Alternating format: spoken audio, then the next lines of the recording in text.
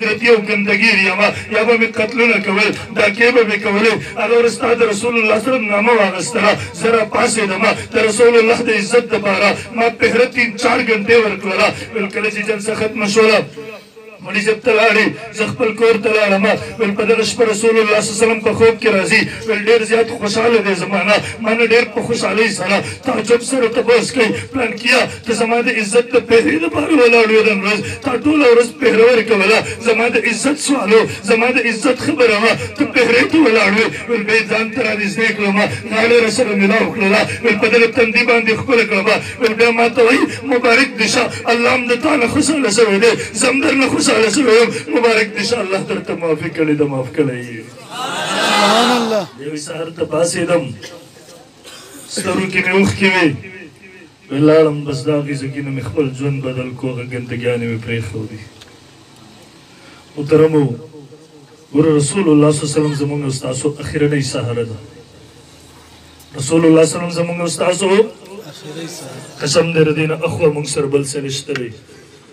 موږ په دغه سهاره نن تاسو لږ غور وکئ مخکیني قومونه الله تباه کړي وو په یو یو جرم باندې جرمونه نور هم ډېرو خو یو یو جرم د هغوی دپاره سبب او ذریعه ګرځېدلې وه څوک د لواطت د بدکارۍ د وجې نه څوک په نافتول کې د کمي زیاتي د وجې نه څوک په یو ګناه څوک په بله ګناه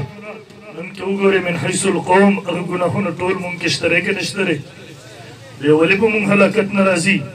محترمو نسبت هم د رسول الله صلی الله علیه وسلم سره دی ولې په مونږ باندې عذاب مجموعي لحاظ سره نه راځي د هغې وجه صرف او صرف د رسول الله صلی الله علیه وسلم هغه جړاګانې وې نن به ته هغه پیغمبر هېرې دغه پیغمبر سره به بې وفایي کوې دغه پیغمبر سره به غداري کوې محترمو مسلمان هر څه کېدی شي خو د خپل پیغمبر غدارو نشي کېدی سلطان صلاح الدین ایوبي رحمه الله ناست دی اطلاع ورته میلاو شوه عیسائی جرنیل د حجاجو قافله لوټلې ده یو حاجي پسې پاڅېدو د رسول الله واسطه یې ورکړله هغه عیسائی جرنیل د رسول الله صلی الله علیه وسلم په شان کې ګستاخي او بېادبي او بېاحترامي وکړله سلطان صلاح الدین ایوبي په خپل تخت باندې ناست و پورې ته ور راپاڅېدو ویې فرمیل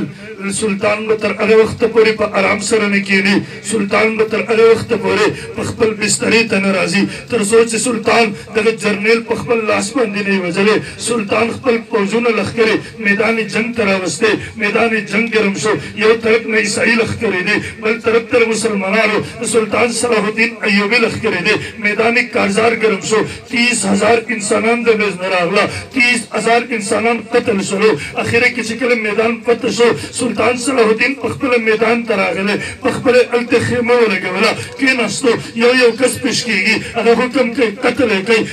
کوي اخره کې چې هغه جرنیل راغی سلطان راپاڅېد توره یې راواغسته په خپل لاس باندې یې سټ ووهو ویې فرمیل سلطان نن خپل قسم پوره کړو سلطان خپل نظر پوره کړو هغه عیسایي جرنیل یې په خپل لاس باندې قتل کړو نن به سلطان د ارام ساه زندګي تېره کړي انشاءالله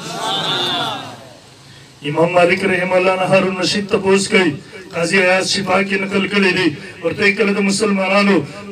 پیغمبر محمد رسول الله صلی الله علیه وسلم په شان کې څوک ګستاخي وکړي بیا څه پکار دي هغه ورته فوري طور قتل کول پکار دي هارون رشید تپوس کوي که مسلمانان طاقت نه لري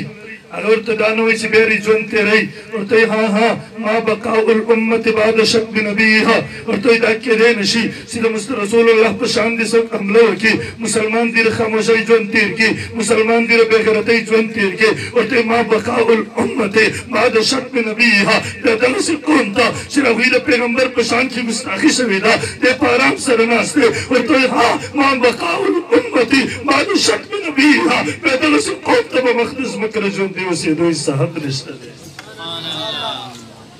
هغه یو شرابي و شراب یې څښلي و د شرابو نشه کې و د شرابو ته ورڅلېدو یو عیسایي ورنه تپوس کوي ورته یې پلان کیا د محمد په باره کې صلی الله علیه وسلم د هغه خیال دا و کېدی شي د رسول الله صلی الله علیه وسلم په باره کې د غلط الفاظ استعمال کړي هغه شرابي پاڅېدو یو څیز یې اوچت کړی دا سر یې ورباندې وویشتو ورته وایي شرابي یم یمه ګناهګارم یمه خو ظالمه محمد رسول الله خو زموږ اخرنۍ سهاره ده هغه اخرنۍ سهاره م رانه اخیستل غواړي محترم مصر محمد رسول الله صلی الله علیه و سهره ده ان شاء الله د رسول الله په عزت باندې با خپل جانم قربانو خپل مال بم قربانو څنګه چې موږ خپل اکابر علماء دیوبند سبق پرې خېده ان شاء الله په نقش قدم بزو کنه ان شاء الله زور ان شاء الله وای زور ان شاء الله وای ان شاء الله العزيز كل ضرورتو دلائل میدان تب هم منحصری ہو كل ضرورتو احتجاج ترور تب هم بیا كل مشرانو الروزو بکنه بروزو ان شاء الله كل ضرورتو بیا رسول الله د عزت دپاره صلی الله علیه وسلم رسول الله صلی الله علیه عزت دپاره بیا کفن را اخلو میدان تب روزو ان شاء الله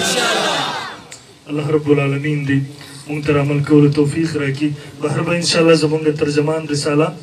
زمون کتاب د الله تعالی په ذات او صفاتو باندې ټول ملګری د ځان سره یو دانه لازمي وسه بهر وي درود شریف وای ټول ملګری اللهم صل علی محمد و علی محمد كما صليت على ابراهيم وعلى ال ابراهيم انك حميد مجيد اللهم بارك على محمد وعلى ال محمد كما باركت على ابراهيم وعلى ال ابراهيم انك حميد مجيد د ملګری وای دعا شروع د کسان لګیری تفسیر پر رای په خپل رای سره تفسیر شروع کړل دي حدیث کې راځي من فسر برایه فلیتبوأ مقعده من النار سوچ په خپل رای سره تفسیر کې جهنم کې خپل ټکانه تیری دغه خلکو نه ځان وساتي د قران پرون سو گمراهي خوري القران مجید یذل به کثیر و یهدی به کثیر کم خلکو چې خپل سلف او کبیرونه بغاوت نه کوي دغه په ذریعہ سره به الله رب العالمین هدایت خوري ورنه ډیر خلک دغه په ذریعہ گمراه کیږي د تفسیر به رای نه ځان وساتي کم سره مستند عالم نه دی صرف په سورزو کې قرآن اغیز دکړه د راغله به تا ته قرآن وای د غلطی مورزه فتنه خوري گمراهي خوري مستند علماء تکینه قرآن ورنه زده کوي د قرآن زده کول اوریدل ضروری دي او د سینه چې څوک د خارجیت ذهن لري په خپل رائے باندې د قرآن تفسیر کې خلکو نظام وساتي الله زموږ د اجتماع په خپل دربار علی کې قبول او منظور وګرځي